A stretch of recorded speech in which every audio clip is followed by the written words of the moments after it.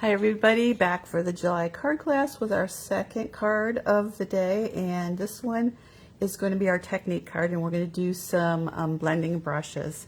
So we're going to use blending brushes and ink to add color, and we're going to do this project here. The handout's a little different from the other ones because this one is actually one that was provided by Stampin' Up! To demonstrators to use for a class. So yay, thank you Stampin' Up! So I didn't have to write up this project, so I was happy this summer to have one already done that I really enjoyed. So they're both really fun and use the same supplies. So the Sunrise Sailing Bundle is really fun for summery projects, and it's a two-step stamp. So it's and it's got some great sentiments too. So we've got the big sailboat, and then you've got your inside of your sails and the bottom piece here. So you can make your sailboat any color. This sample had it all one color, but you can make it different colors. And then what we're going to use on this card are the dies. So we actually my dies are piled up over here because I still have to cut some for the in-person class, but we've got a large and a small sailboat in two pieces, and then we've got some little tiny seagulls there. So and some clouds and some waves. So a lot of versatility with this stamps set bundle. And it's also a hybrid, it comes with a hybrid embossing folder. So, oh, I have that right here. So here's the embossing folder. So it's got a large sailboat, some clouds and water there. So that makes a nice background, and that's what it looks like when it's embossed. So if you have a kit from me, you've got your pieces all ready to go. At class tomorrow, I think I'll cut these out right at class because they're so tiny. So let's get started putting that together. Now they had in the instructions, they have you do your blending onto a one large piece and then die cutting. But I since I have to mail these out to a lot of the people, I just did I just cut out in white, and then we'll do our blending on top. So the first thing we're going to do is just put our panel right on top, and you can make it like a little less on the sides, maybe a 1/16 or an 1/8 of an inch less. Usually I do put a little gap in between, but since this is such a large embossing folder, I just made it card front sized. Should I put right on top since that's what the directions said? So we went with it. And I always like to do a panel when I'm embossing like this because it just turns out so much nicer, makes it more sturdy, and it just turns out nicer when you have an extra panel that's embossed rather than try to emboss just the top of your card. Okay, so they have this little tag that they made just kind of to cover up that one sailboat, since we're going to be focusing on the little sailboats. And there's no die or anything to cut this. If you think you're not going to do it right, I would recommend measuring it, but I'm going to try to wing it here, and I'm going to just put a little T there for where the top of my little tag that I'm cutting off, because I'm actually going to use that. I'm actually going to flip that around and trace it on my other corner, because when I try to do corners like this, I just keep doing them over and over again because they look different. You think it's so easy to just cut out two corners that look the same, but it's not as easy as you think. So that's pretty good, and I'm going to flip it over so my pencil marks are hidden. And I'm going to put that up with, I think I used dimensionals on those, didn't I? Yes, I did. So we'll put those on with dimensionals. And just to give it a little lift there. And such an unusual color scheme. It's balmy blue and fresh freesia, but it makes it look like a pretty sunset.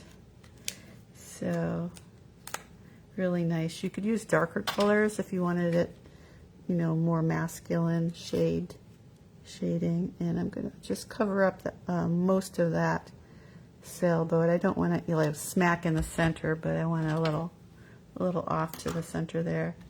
Okay, that's pretty good. I guess it would be good to start doing our blending. Let me grab a scrap of paper here in my sailboat pieces.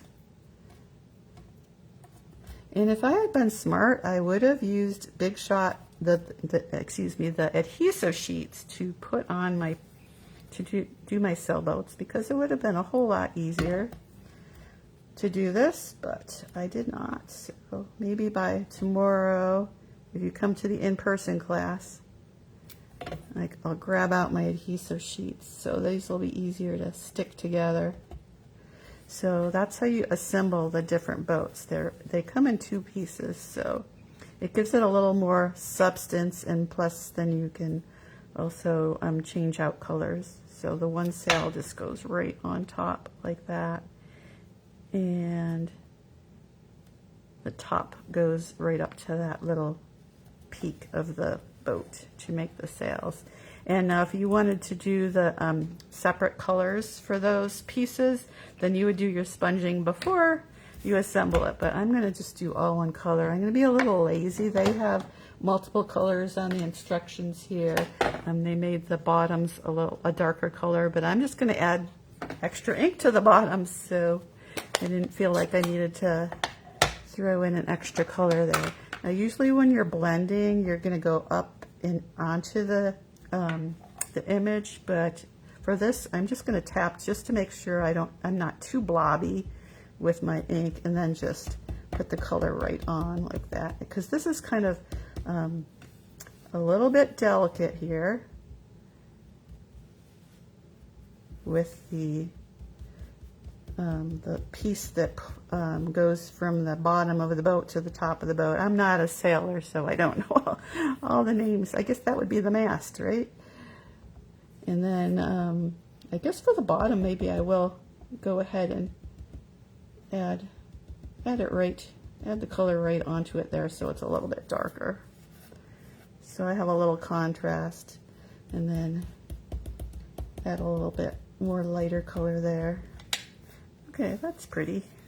And then we'll do the little boat with the little brush and some balmy blue.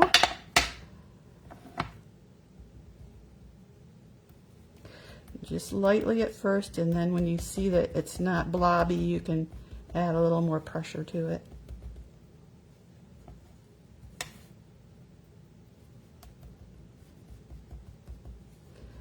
And then we'll add a little extra color to the bottom.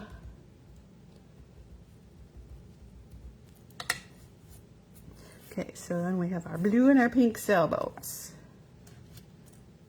It kind of looks nice against the white tag there. If you wanted to use a colored tag, then you could use white sailboats, and I have a very inky finger, so let me wipe that off for a second. Clean up pad behind me. All right, and one more thing to ink, and that is our sentiment. I used on this one, "You Deserve the Best," and I thought I'd try the congratulations on this other one. It's just a little bit longer, but I think it'll fit there okay. And then actually I think I went ahead and just used the balmy blue ink on this, or they have in the instructions, I think, using Misty Moonlight maybe.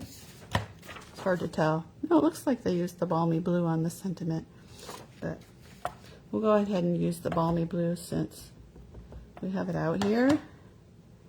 And I'm going to do my congratulations right towards the edge, and then we'll cut off the extra that we don't need there.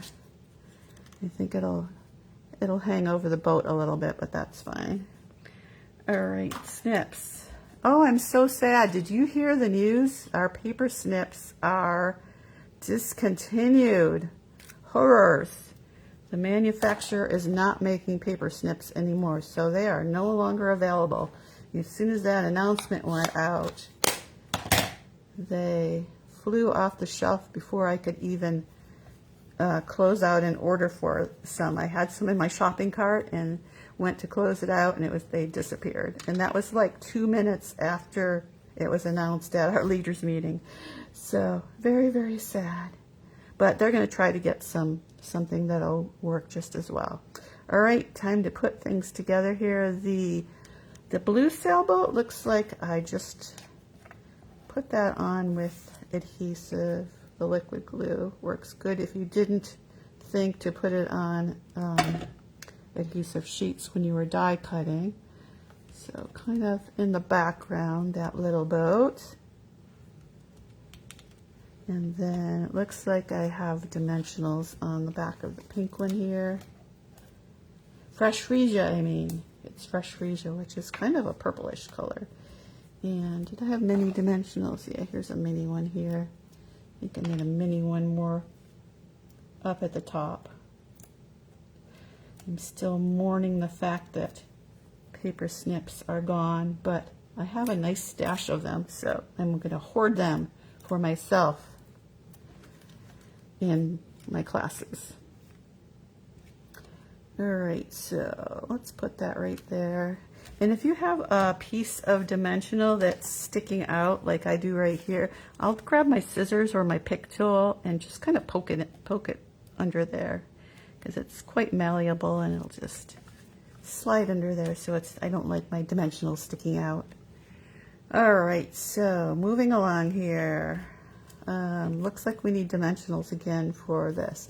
Now I had a little tricky time putting this on here because we have kind of an uneven layer here. So what did I end up doing? I think I ended up putting 2 dimensionals here and 1 there so that my sentiment was straight and not all wonky.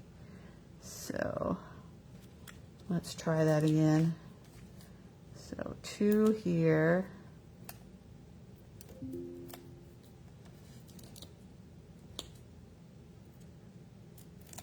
These can be layered. And then maybe 1 right there. So it's not quite to the sailboat yet, because you want it to be, the sailboat already has 2 layers, so you don't want any dimensionals where it's going to hit the sailboat. So I'll just put a little glue there.